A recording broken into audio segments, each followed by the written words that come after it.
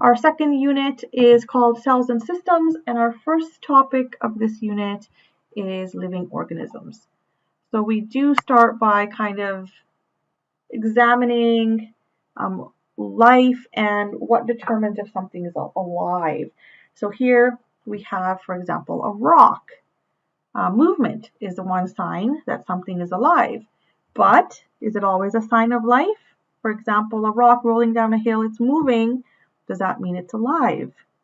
Growth is another sign of life. Crystals grow though. Does that mean they're alive? A fire can grow. Does that mean fire is alive?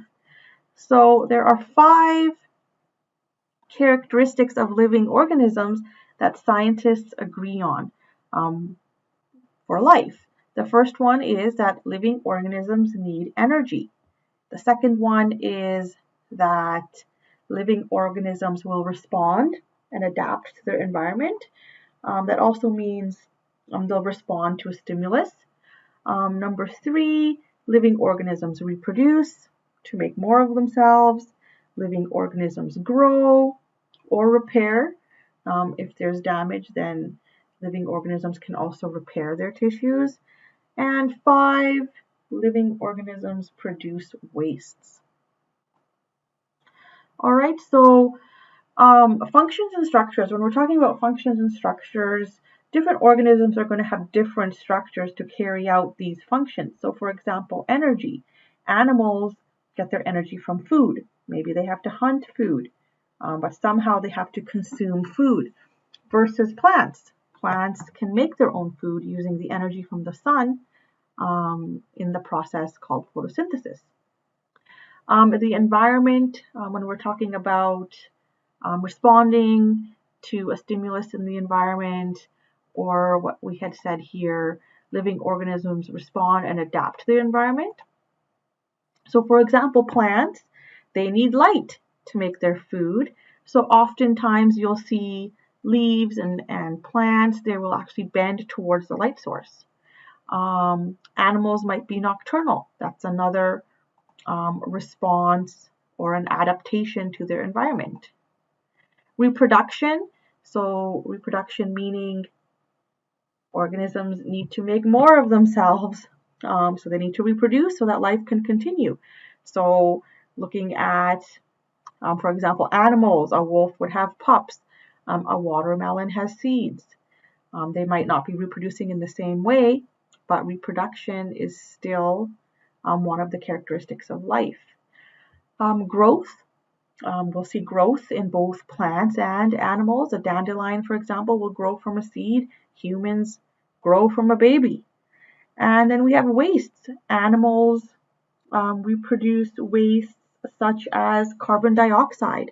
When we exhale or breathe out, carbon dioxide is our waste. Other wastes would include urine and feces. Plants give off oxygen as their waste product. They take in carbon dioxide, but then give off oxygen as their waste product. All right, so here basically we're just looking at how organisms have different structures to carry out those functions. All right, so we have a video here on characteristics of life. So next we are going to talk about levels of organization in organisms, and the video that we just watched touched on this a little bit as well. So first of all, we'll talk about the cell. So the cell, that's the basic unit of every system, and it's the smallest unit that can perform the functions of life. And all living organisms are made up of cells, whether that's unicellular, meaning an organism that's just made of one cell, or it could be multicellular, meaning organisms that are made up of more than one cell. All right, and the cell, it is the smallest thing that scientists consider to be alive. So once you have the cell, so here in this example, we're looking at the human circulatory system, for example. So here, the circulatory system would involve the heart. So the basic unit would be the cardiac muscle cell. Together, many of those cells would make up tissue. So here we have cardiac muscle tissue. The tissue would then make up the organ, which is the heart. And then the heart, the organ, is part of the circulatory system, which is the organ system. All right, so here, if we're looking at the digestive system, and in this time we're looking at a chipmunk.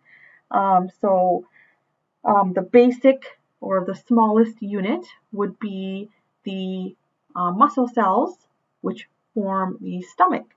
So we take those muscle cells, they are going to form the muscle tissue, which is shown here. That muscle tissue would then make up the stomach.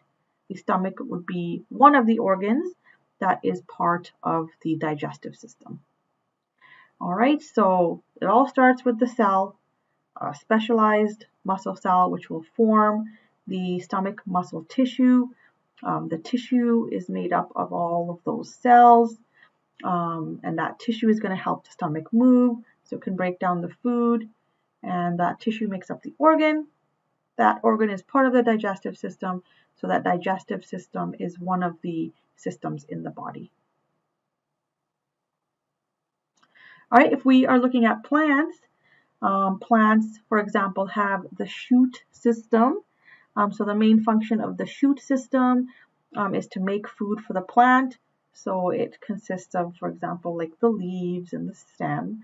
The stem is the organ that keeps the plant upright. Here we have the tissue, which provides support for the stem, and the tissue is made up of the cells. So specialized cells, plant cells that have thick walls that make that tissue strong. Okay, so just to recap, levels of organization in organisms. So we have the cells, which make up the tissues. Tissues make up the organ. Organs make up the organ systems, which make up the organism. All right, so I'm going to pause here and we're going to watch this video on levels in biology,